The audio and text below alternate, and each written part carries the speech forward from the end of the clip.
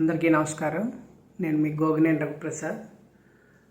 ఈ మధ్య పుట్టూరు సత్యనారాయణ గారు రైతుల అవగాహన పెంచడానికి కొన్ని ప్రశ్నలు అడుగుతున్నారు కదా. వాటిలో ఆరో ప్రశ్న ఏంటంటే ఆయన చెప్పేది మనకి ఫస్ట్ ఎస్టేట్స్ అబాలిషన్ చట్టం ఇప్పుడు ఈ గ్రామాన్ని ఏ చట్టం కిందకు వస్తుంది, ఎస్టేట్ కిందకు వస్తుందా, ఏనాం కిందకు వస్తుందా అనే విషయం పైన ఫస్ట్ ఏ కోర్టు తీర్పు చెప్పింది, అది దానికి ఏం జరిగి ఉంటుందని చెప్పి ఆయన అడిగారు. దానికి నాకు తెలిసిన సమాధానం చెప్పాలని ఈ వీడియో చేస్తున్నాను. మనకి భారతదేశానికి స్వతంత్రం వచ్చినాక మొట్టమొదటి భూ సంస్కరణ చట్టాల్లో ఎస్టేట్స్ అబాలిషన్ చట్టం వచ్చిందని చెప్పుకున్నాం. ఆ చట్టం ఈ గ్రామానికి వర్తిస్తుందా లేదా అంటే ఇది ఏనాం గ్రామమే. ఏనాం గ్రామం ఎస్టేట్ అబాలిషన్ యాక్ట్లోకి వెళ్ళే ఏనాం గ్రామం, ఆ చట్టం వర్తించే ఏనాం గ్రామం కాదా అనేది ఒక ప్రశ్న ఉంది. దానికి అప్పట్లో కృష్ణా జిల్లా కలెక్టర్ గారు ఒక కమిషన్, ఇప్పుడు సెటిల్మెంట్ ఆఫీసర్కి ఎంక్వైరీ చేయమని ఇచ్చారు. అందులో ఎవరో రైతుల తరఫున పార్టీ లేరు. ఎస్టేట్ సెటిల్మెంట్ ఆఫీసరే వచ్చి దీని మీద 1949లో ఏర్పడింది ఎస్ఆర్ కృష్ణ 14/49 అని. దాంట్లో ఆయన తీర్పు ఇచ్చారు. ఆయన ఏం చేశారంటే 1860లో ఏనాం ఫేర్ రిజిస్ట్రేషన్లో ఏం జరిగింది అనే దాన్ని బేస్ చేసుకుని అందులో కొన్ని కొర్రీలు చూపించి అందులో ఉన్న ఆ రిజిస్ట్రేషన్ పత్రంలో కొన్ని సరిగ్గా లేవు కాబట్టి ఇది ఎస్టేట్ కాదు అన్నారు. అది నేను మీకు ఇప్పుడు చెప్తాను.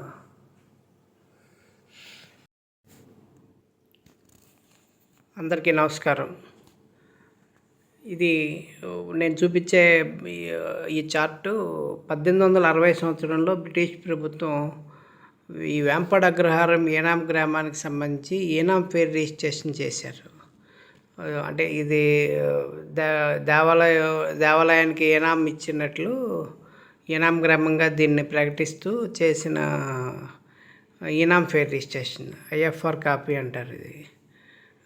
ఇది register number 5, register of inams in the village of Vempada Agraharam in the taluka of Gollapalli in the district of Krishna. అప్పట్లో గొల్లపల్లి, నూజివీడు అనేది రెండు కలిపే చెప్పేవారు అంట ఈ వాళ్ళ రికార్డుల ప్రకారం. అందుకనే నూజివీడు ఒకటి, గొల్లపల్లి ఒకటి అనేది పైన ఇది లేదు. అందుకనే నూజివీడు ఇక్కడ గొల్లపల్లి తాలూకా ఆఫ్ గొల్లపల్లి అనడానికి అదే కారణం అయి ఉంటుంది.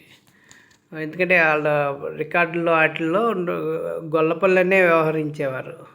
వీళ్ళు గొల్లపల్లి నుంచి నూజివీడు వెళ్ళి కోటలు కట్టుకుని అక్కడ ఇచ్చేసినా కానీ చాలా కాలం కరస్పాండెన్స్ ఇక్కడి నుంచే జరిగేదని నేను వేరే వాటిలో కూడా చూశాను నేను. అయితే ఇది వేంపడ అగ్రహారం ఏనాం గ్రామం మొత్తం 3356 ఎకరాలు 23 సెంట్లు అనుకుంటున్నాం. కానీ వీళ్ళు ఇక్కడ ఒక మేజర్ గ్రాంట్ రాశారు టెంపుల్కి. అంటే మేజర్ గ్రాంట్ ఒకటి చూపించారు. వీళ్ళు చూపించిన దాంట్లో ఆయకట్ అన్నారు. ఆయకట్ అనేది కాదు, ఇది గుడికట్టు అనాలని చెప్పి అనుకున్నాం ఇంతకుముందు. అంటే ఇది వేరే దాంట్లో మళ్ళీ గుడికట్టే అన్నారు. ఇక్కడ ఆయకట్ అంటే ఆల్రెడీ వ్యవసాయం చేసే భూమిని ఆయకట్ అంటారు. ఇది అట్లాంటిది కాదు, ఇది మెరక ఏరియా. ఇది ఆయకట్టు 100 కట్టీలు అన్నారు. 1697 ఎకరాలు చూపించారు. డిడక్ట్ పోరంబోక్ 87 కట్టీలు చూపించారు. 1476 ఎకరాల 39 సెంట్లు చూపించారు. దేవస్థానం ఏనాం చూపించారు. అంటే ఈ కింద ఉన్నాయి ఇప్పుడు 1, 2, 3, 4, 5 ఇట్లా 6, 7, 8 మొత్తం 8 ఏనాములు ఇచ్చారు వీళ్ళు. ఆ 8 ఏనాములు కాకుండా కర్నూలు సర్వీస్ అని చెప్పి ఇంకోటి తీసినట్టున్నారు. అది మొత్తం 76 ఎకరాలు 36 సెంట్లు ఇచ్చారు వీళ్ళకి. ఒక్కొక్కరికి 8 ఎకరాలు 48 సెంట్లు కాడికి ఇచ్చుకుంటూ వెళ్ళారు. ఇవన్నీ ఒకే రోజు 1860 మార్చి 28వ తారీఖున రిజిస్టర్ చేశారు వీటిలో. మ్, ఇక్కడ ఇప్పుడు మనకి ఇక్కడ ఏం చెప్పుకున్నాం, మొత్తం 3,300 ఎకరాలు ఉంటే 1,697 ఎకరాలే చూపించారు. మిగతా దానికి ఏమీ లేదు. కానీ ఇందులో కూడా ఈ 1,697 ఎకరాలు మేజర్ గ్రాంట్లో చూపించారు. ఓకే, బాగానే ఉంది. కానీ ఇందులో ఈ డిడక్ట్ పోరంబోకు 1,476 ఎకరాలు, ఈ ఏనామ్స్ 76 ఎకరాలు కలిపితే 1,752 ఎకరాలు, 70 సెంట్లు వచ్చింది కదా. దీన్ని 1,697 ఎకరాల్లో తీసేస్తే 144 ఎకరాలు 25 సెంట్లు వచ్చింది. దీన్నే దేవుడికి రాసినట్టు చూపించారు. దీంట్లో డ్రై ఎంత ఉంది, వెట్ ఎంత ఉంది, మొత్తం ఇవన్నీ కూడా చెప్పారు. ఇంకా కల్టివేషన్ చేయని భూమి కూడా చూపించారు, 59 ఎకరాలు. ఇది ఇప్పుడు మనకి స్వతంత్రం వచ్చినాక ఎస్టేట్స్ అబాలిషన్ చట్టంలో ఈ గ్రామం దాంట్లోకి వస్తుందా లేదా అనే ప్రశ్న వచ్చినప్పుడు దానికి ప్రామాణికంగా ఏనాం గ్రామాలు 2 రకాలుగా ఉన్నాయి. ఒకటి ఎస్టేట్ అబాలిషన్ యాక్ట్లోకి వెళ్ళే ఏనాం గ్రామం ఒకటి, దాన్ని అది అందులో ఎమడక బయటకు వచ్చేది ఒకటి. దీన్ని అట్లా చూపించారు, ఇది ఎస్టేట్ అబాలిషన్ యాక్ట్ వర్తించే ఏనాం గ్రామం కాదు అని. దానికి వాళ్ళు ఏం చెప్పేది ఏంటంటే, ఈ ఊరంతా దేవుడికి రాస్తే, ఇది ఊరంతా ఒకరికే రాస్తే, దేవుడు అని కాదు, ఇక్కడ టెంపుల్ ఏనాందారు ఉన్నారు కాబట్టి ఓకే, అసలు ఊరంతా టెంపుల్కే రాస్తే అప్పుడు అది ఏనాం అవుతుందంట, ఓల్డ్ విలేజ్ అవ్వాలంట. కానీ ఇక్కడ కాదు అని చెప్పి నిర్ధారించడానికి వీళ్ళకి కొన్ని పాయింట్లు దొరికినాయి. అది ఏంటంటే, ఈ 11వ కాలం చూసారా, ఇప్పుడు ఈ 11వ కాలంలో ఇది by whom granted and in about what year other proofs this కాలం అంటాడు. ఇక్కడ ఇప్పుడు ఎవరైతే గ్రాంట్ ఇచ్చారో వాళ్ళ పేర్లు వస్తున్నారు. రిజిస్టర్ జగన్నాథ్ అప్పారావు అని రాశారు 1749 ఇక్కడ. ఇప్పుడు ఈ మైనర్ ఏనామ్స్ ఉన్నాయి కదా, ఈ 1, 2, 3 ఇట్లా అనుకున్నాం కదా. ఈ మైనర్ ఏనామ్స్లో ఇదే 11వ కాలంలో ఏం రాస్తున్నారంటే, ఇది ఎవరిచ్చారు ఈ గ్రాంటు అనేది వీళ్ళకి లేక నాట్ నోన్ అని చెప్పి రాశాడు. ఇది 2వ గ్రాంట్లో ధర్మకర్త ఇన్ ఫసలి 1777 సంవత్సరంలో రాశారని చెప్పారు. ఇక్కడ నండూరి వెంకటేశం దేశపాండ్య అనే ఆయన రాశారని చెప్పారు 1750లో. అంటే ఈ నండూరి వెంకటేశం దేశపాండ్య అంటే ఈ దేశపాండ్యాలు ఎవరు అనేది కూడా ఒకసారి చెప్పాలి. ఇప్పుడు ఈ బ్రిటిష్ వాళ్ళు మన ప్రాంతంలో 1765లో ఎంటర్ అయ్యారు. 1765లో చర్చలు జరిగి 1765లో నుంచి 2 ఏళ్ళ తర్వాత నిజాం దగ్గర ఇది వీళ్ళు అఫిషియల్గా చేయించుకొచ్చారు. నేను ఈ మధ్య ఒక 1905లో ఒక పెద్ద తీర్పు చూశాను, ఈ జమీందారులకు సంబంధించింది. ఆ తీర్పులో అదేదో నిడదవోలు మేడూరు సంస్థానాలకు సంబంధించి ఏదో గొడవలకు సంబంధించిందని నాకు అనిపించింది ఆ తీర్పు. అందులో మూలంలోకి వెళ్ళి చర్చించాల్సిన అవసరం వచ్చి అసలు ఈ 1760లో 70లో నుంచి జరిగిన ఇవన్నీ రాసుకురావాల్సి వచ్చింది. వాళ్ళు ఏదో అన్నదమ్ముల గొడవలు, అది ఒక్కొక్కరికి ఎట్లా వచ్చింది ఏంటి, అప్పుడు ఎట్లా భాగాలు పంచారు, అంటే మనకి పెద్ద కొడుక్కి రాజ్యం వస్తే మరి మిగతా వాళ్ళందరికీ రాదు కదా, అట్లా దాని మీద గొడవలు పడ్డారు వీళ్ళు. ఏది 1790 ఆ ప్రాంతంలోనే.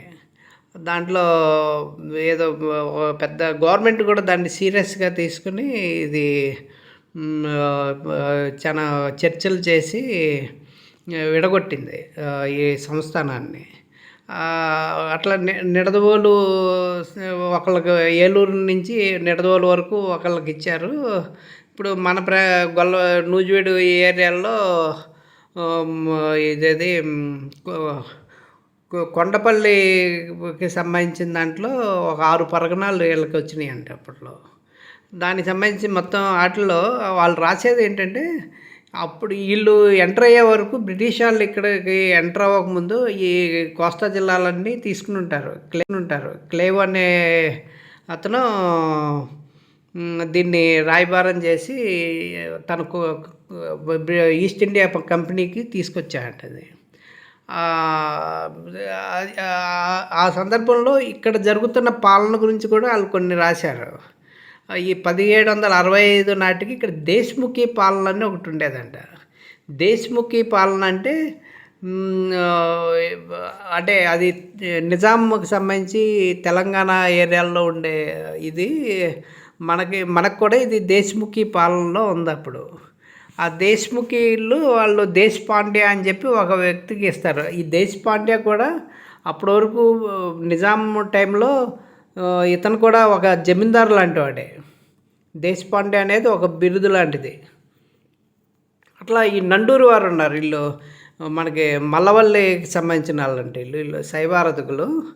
వీళ్ళ ఫ్యామిలీస్ చాలా ఉన్నాయి ఇప్పటికీ. మనకి హనుమాన్ జంక్షన్ అక్కడ మన గొల్లపల్లిలో వీళ్ళ ఫ్యామిలీస్ వాళ్ళు ఎవరంటే మన గొల్లపల్లి కర్ణం గారు, మరసపూడి కర్ణం గారు అని ఉండేవారు కదా. మన వీళ్ళకి సంబంధించిన వంశవృక్షం ఒకటి చూపించాడు ఒక ఆయన వీళ్ళ ఫ్యామిలీస్లో. అందులో మన నండూరు మురళి అంటే కర్ణం గారు అబ్బాయి, ఈ రంగనాథు వీళ్ళ పేర్లు కూడా ఉన్నాయి. వాళ్ళకి సంబంధించిన అనమాట. నండూరి వెంకటేశం దేశపాండ్య అనే ఆయన అప్పట్లో వీళ్ళు అంటే ఈ 1765 అంటే కదా ఆ టైమే కదా. అప్పటి వరకు వీళ్ళు కూడా ఒక జమీందారు లాగా ఒక ఇదిగా ఇక్కడ వెలిగారు. ఈ జమీందారుకి ధర్మకర్తగా ఉన్నాయంట ఆయన అప్పుడు. అంటే వీళ్ళందరూ కూడా ఈ జమీందారులని చాలా గౌరవంగానే వీళ్ళ ఇంపార్టెన్స్ ఆ రోజు ఉండుంటుంది. చాలా గౌరవంగానే చూశారు వీళ్ళు. ఏది నండూరు వారు వీళ్ళందరూ కూడా. ఈ నండూరి వెంకటేశం దేశపాండే అనే అట్లా ఆయన పేరు మీద వచ్చినాయి ఈ మైనర్ గ్రాంట్స్ అన్నీ. ఇప్పుడు ఇప్పుడు ఈ మిగతా వాటిలో నండూరి వెంకటేశం దేశపాండే అనేది ఇక్కడ ఒకటి, ధర్మకర్త అనే పేరు ఇక్కడ లేదు. మిగతా వాటిలో ధర్మకర్త ఇన్ ఫసలే అన్నాడు. ధర్మకర్త నండూరి వెంకటేశం దేశపాండే, నండూరి వెంకటేశం అన్నారు. 1742లో ఇది. అంటే ఈ జమీందారులు ఇక్కడ అంటే నిజాం టైంలోనే మీనాములు ఇచ్చారనమాట వీళ్ళు. ధర్మకర్త ఇన్ ఫసలే 1786 ఇది ఓన్లీ ధర్మకర్త. కానీ 7, 8 వాటిలో నాట్ నోన్ అన్నారు. ఈ నాట్ నోన్ అనే దాన్ని బేస్ చేసుకుని ఆ సెటిల్మెంట్ ఆఫీసరు ఏమంటాడంటే ఇది మొత్తం ఊరంతా దేవుడికి రాసినట్టు కాదు ఇట్లాగూ, ఇది ఇంకా వేరే వాళ్ళు ఎవరో రాశారు అంటే. అతను అనేది ఏంటంటే అయితే జగన్నాథ్ అప్పారావు ఇవ్వాలి, ఈయన జగన్నాథ్ అప్పారావు అనే ఆయన ఇవ్వాలి, లేకపోతే ధర్మకర్త హోదాలో నండూరి వెంకటేశం ఇవ్వాలి అని చెప్పి ఆ సెటిల్మెంట్ ఆఫీసర్ అట్లా తీర్పు చెప్పారు. దీని మీద మనకి అప్పీలెంట్ అథారిటీ విజయనగరం ట్రిబ్యునల్ వచ్చింది. ఆ విజయనగరం ట్రిబ్యునల్కి వెళ్తే అది అందులో కొంతకాలం అయినాక దాన్ని మళ్ళీ ఇక్కడ నూజివీడులో ఇంకో ట్రిబ్యునల్ పెట్టి ఆ కేసుని ఇక్కడికి ట్రాన్స్ఫర్ చేశారు.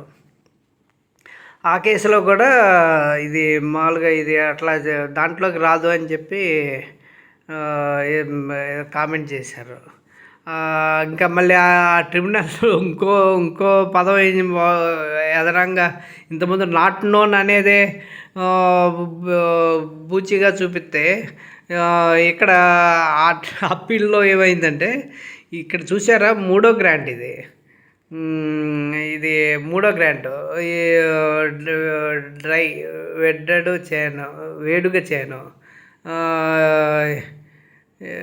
ఇక ఇక్కడ బట్టవర్తి ఏనాము ఫ్రీ నండూరి వెంకటేశం దేశపాండ్య అనే మాత్రమే ఉంది. ఇక్కడ ధర్మకర్త అనే పేరు లేదు అని మళ్ళీ దీన్ని ఒక బూచిగా చూపించారు. అంటే నండూరి వెంకటేశం అనే ఆయనకి ఇంకా ఇందులో చాలా భూమి ఉంది. ఇప్పుడు అంటే ఆయనకి వేరే ల్యాండ్స్ ఉన్నాయి ఇక్కడ. జగన్నాథపురం అనేవాడు మొత్తం దేవుడికి రాయలేదు. ఇది ఈయనకి ఉన్నాయి కాబట్టి ఈయన ఇచ్చుకుంటూ వచ్చాడు. ఇది పర్సనల్గా ఆయనంతటా ఆయన ఇచ్చాడు అని ఇక్కడ డిస్ప్యూట్ వచ్చింది. అర్థమైందిగా మీకు. ఈ నండూరి వెంకటేశం దేశపాండే అనే ఆయన ఎవరికి ఇచ్చాడు? పెద్దబొట్ల పేరయ్య గారికిను ఆయన తమ్ముడు సుబ్బయ్యకి ఇద్దరికి ఇచ్చాడు. ఇదే అసలు డిస్ప్యూట్. నాకు వచ్చే మొదటి రోజుల్లోనేమో 3 ఎకరాలు లేదు, ఇది మొత్తం ఊరంతా చుట్టారు, ఇదేంటి అనేది నాకు చాలా కాలం అర్థమయ్యేది కాదు. ఆ తర్వాత ఏదో లాయర్లు వీళ్ళందరూ అసలు ఏంటి అని వాళ్ళ చుట్టూ తిరుగుతుంటే వాళ్ళు చెప్పింది ఇదన్నమాట. టెక్నికల్గా వాళ్ళు చూపించింది. ఊరంతా రాయలేదు అనటానికి ఇది ఒక కారణం చూపించారు. అందుకనే ఇది ఇది పార్ట్ విలేజే అని వాళ్ళ ఉద్దేశం. ఇది పార్ట్ విలేజేనా అని చెప్పి వాళ్ళు ఎస్టేట్లోకి రాదు అని చెప్పి చెప్పారు. అందుకని ఈ దావా అక్కడ 1948-50లోనే పోయింది. దాని మీద అప్పీల్లో కూడా పోయింది. ఇది 6వ ప్రశ్నకి సమాధానం ఇది. నమస్కారం అందరికీ.